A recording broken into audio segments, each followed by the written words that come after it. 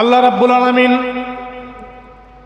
নবী আদম আলাইহিস সালামকে সৃষ্টি করার পরে আল্লাহ তাআলা বললেন, ওয়া ইয কুলনা লিল মালাইকাতি ইসজুদু লি আদামা ফাসাজাদু ইল্লা ইবলিস। আল্লাহু এই বাবু ফ্যানগুলো সব দিয়ে দাও। আমি দীর্ঘক্ষণ দেখতেছি, যেই আসতেছে ফ্যান টিপতেছি, প্রত্যেকটা ফ্যান দিয়ে দাও। দেখি এবার কে দেয় এখানে, মনোযোগ দেন। ওই যে একজন টিপলে তখন সবাই ওইদিকে তাকায়। এটা আলোচনার পরিবেশ ভাবমূর্তি নষ্ট হয়ে যায়। তো আমি কি আমার বাবার কথা বলতেছি নাকি? আমার বাড়ির ইতিহাস শোনাচ্ছি আপনাদের? তাহলে তাকান।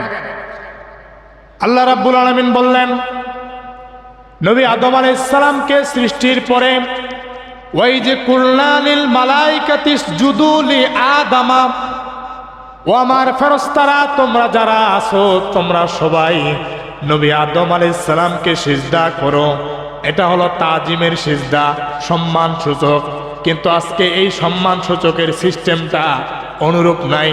অনেক ব্যক্তি আছেন পীরকে সিজদা করে, তারা বলে যে আদমকে ফেরেশতারা যেমন সিজদা করেছেন আমরা অনুরূপ সিজদা করি। কিন্তু তাজিমের সিজদা আদমের বাইরে বন্ধ হয়ে গিয়েছে।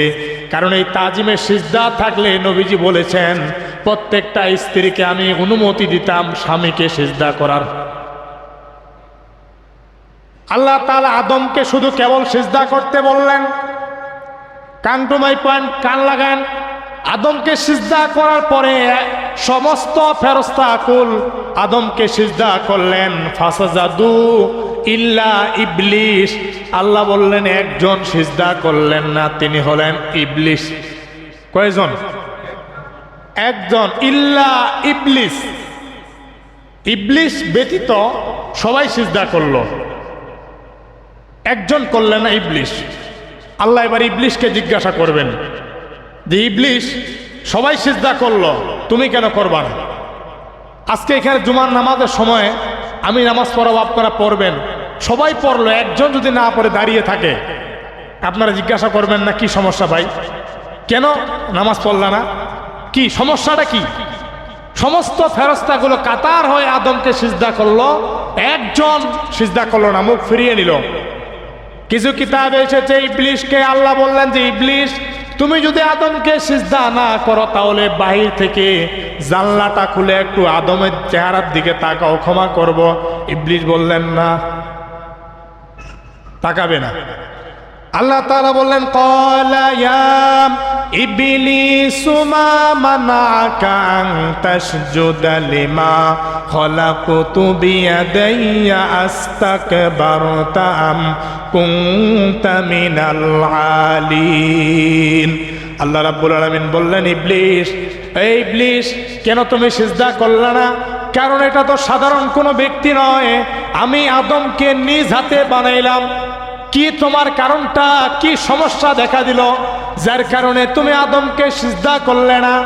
ইবলিস সেদিন আল্লাহকে বললেন যে আল্লাহ যুক্তি খাটাচ্ছেন। বলেন তো প্রিয় ভাইরা, আল্লাহর সাথে যুক্তি খাটায় কি পারা যায়? আল্লাহকে যুক্তি দিচ্ছেন। সেদিন ইবলিস মনে করেছেন আমার মেধায় আল্লাহকে যুক্তি দিয়ে বোকা বানাবো। আল্লাহকে কি বানাবে? বোকা বানাবে। আজকে অনেক ব্যক্তি আছেন আল্লাহকে বোকা বানাতে চায়। ইবলিস বললেন যে আল্লাহ কেন সিজদা করি নাই জানেন? আমার যুক্তিটা হলো ক্বালা আনা খায়রুম মিনহু খালাকতানি মিন নারিন ওয়া খালাকতাহু মিন তিন। সে বললেন যে আল্লাহ তুমি যে আদমকে বানাইছো এ তো মাটি দিয়ে তৈরি। কি দিয়ে? মাটি দিয়ে। আর আমাকে যে তুমি বানাইছো আমি হলাম আগুন দিয়ে তৈরি। তাহলে ফেরেশতারা কিসের তৈরি? আগুনের। আর আমরা মাটির তৈরি। কিছু জায়গায় এই আগুন আর মাটি নিয়ে মারামারি।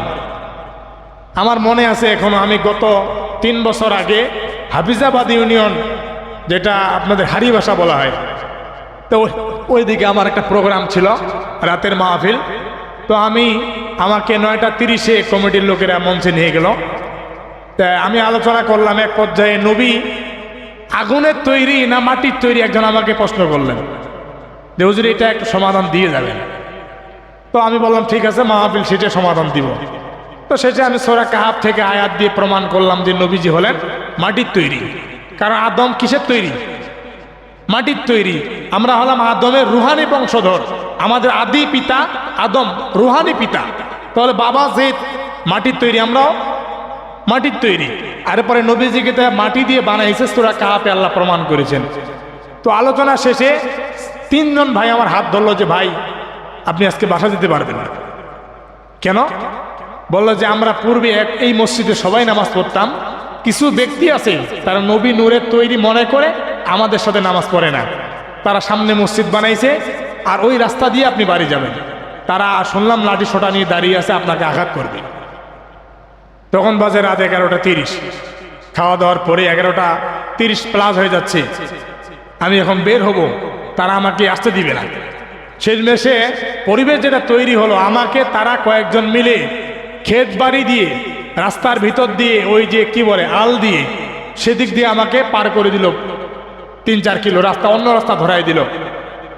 তাহলে এই যে একটা পরিবেশ, নবী নূরের তৈরি না মাটির তৈরি, এই নিয়েও সমস্যা আছে, ঠেলাঠেলি আছে। এরপরে মিলাদ দাঁড়িয়ে পড়বো না জোরে বসে পড়বো, এই নিয়েও ঠেলাঠেলি আছে, অনেক ঠেলাঠেলি।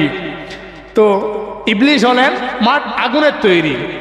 সে কথা ইবলিস বললেন যে আল্লাহ তুমি আমাকে আগুন দিয়ে বানিয়েছো, সাইয়েদনা আদম আলাইহিস সালাম মাটি দিয়ে বানিয়েছো, অতএব আগুনের ক্ষমতা বেশি, মাটির ক্ষমতা কম।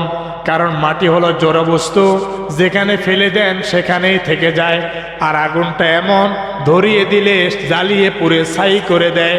অতএব আল্লাহ আদম ইমাম, আমি মুসল্লি, এটা মানা যায় না, বরং আমি ইমাম, আদম যদি মুসল্লি হয় এটাই হওয়ার দরকার।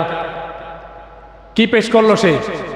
যুক্তি দেখালো যে আল্লাহ আদম যদি ইমাম হয় তাহলে তো মানা যায় না, আর আমার যদি ইমাম বানাও তাহলে কি এটা মানা যায়, কারণ আমার ক্ষমতাটা কি বেশি।